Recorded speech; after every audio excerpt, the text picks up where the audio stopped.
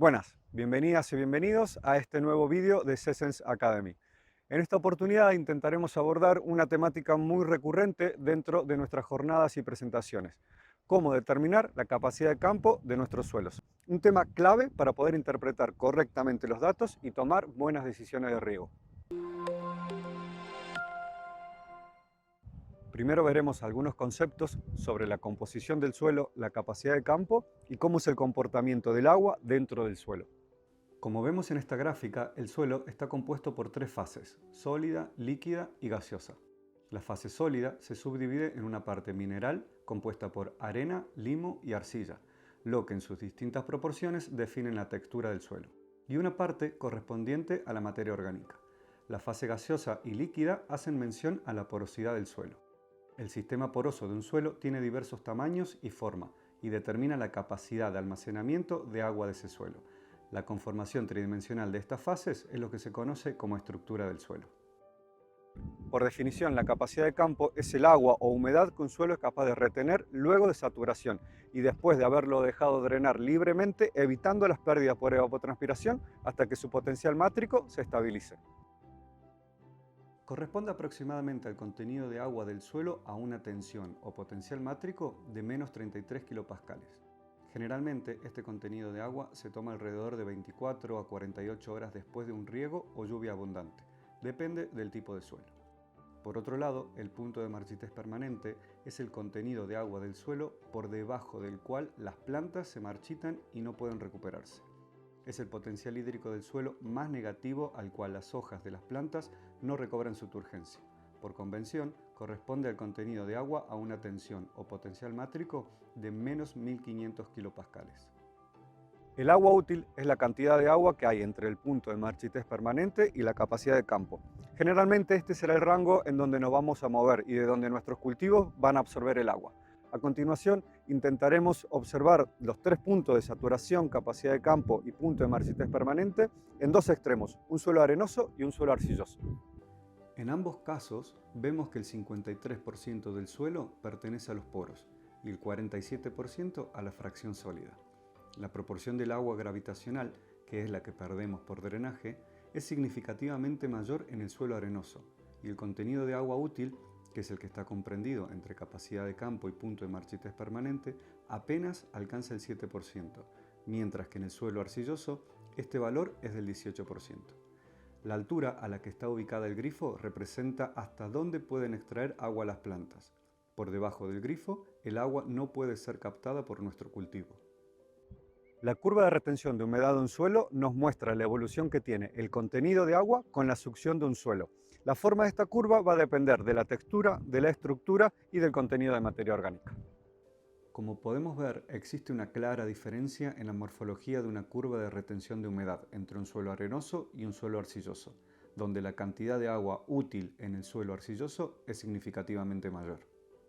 Luego de haber repasado estos conceptos, podemos decir que conocer la capacidad de campo de nuestros suelos es muy importante para determinar el agua útil y de esta manera decidir cuánto regar si no queremos perder agua por drenaje o cuánto regar si queremos provocar un lavado. Además, nos ayudará a realizar un balance hídrico partiendo de un suelo a capacidad de campo, en donde iremos restando el agua perdida por evapotranspiración y sumando en los aportes de lluvia y de riego. Dicho esto, pasaremos a ver cuáles son algunas de las maneras de estimar la capacidad de campo de un suelo. Una de las maneras de determinar la capacidad de campo es en laboratorio. El método más común es utilizando las placas de presión, en donde colocamos una muestra de suelo y la sometemos a una succión de menos 33 kilopascales. Va a depender del tipo de suelo.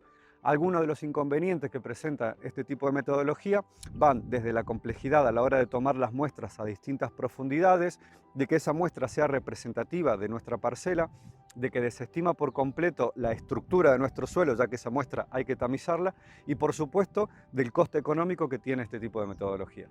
Una variante de lo expuesto anteriormente, aunque con limitaciones similares, es utilizando las funciones de dafotransferencia de Saxton, en donde, según la textura de un suelo, lo clasifica y estima el contenido de agua a menos 33 kilopascales para ese suelo, correspondiente a la capacidad de campo. En este caso, tomaremos muestra de suelo y solo analizaremos su textura. Utilizaremos esos valores en el apartado de configuración de suelo que está dentro de nuestro software. y nos calculará la capacidad de campo y el punto de marchitez permanente a través de las ecuaciones mencionadas. Volvemos a aclarar que este método hace una estimación de la capacidad de campo y nuevamente nos encontramos con la depreciación de la materia orgánica y de la estructura del suelo, además de correr con el riesgo de que la muestra no sea representativa de la parcela. Desde SESENS consideramos que una manera muy efectiva de determinar la capacidad de campo es a través de los sensores de contenido volumétrico. Esto consiste en colocar sensores a distintas profundidades y monitorizar el suelo durante cierto tiempo. Partimos de un suelo seco con un bajo porcentaje de contenido volumétrico al que le aplicaremos un riego abundante, suficiente para saturar todos los perfiles que estamos midiendo. En vez de un riego, podemos esperar una lluvia con estas características, pero en este caso dependeremos del clima. Podemos observar cómo el contenido aumenta hasta saturarse y luego comienza a bajar de manera rápida, lo cual nos está indicando que es agua que se está perdiendo por drenaje. Luego de haber drenado el agua contenida en los macroporos por acción de la gravedad, la pendiente se suaviza, haciendo referencia a la capacidad de campo. A partir de ahí, el agua que se va perdiendo es agua capilar y se pierde por evapotranspiración, hasta que nuevamente el suelo reciba un riego o una lluvia. Vemos que podemos estimar la capacidad de campo de un suelo identificando el punto de inflexión en una curva de contenido volumétrico. Esto lo podemos hacer en 2 o 3 momentos distintos y luego promediamos esos valores.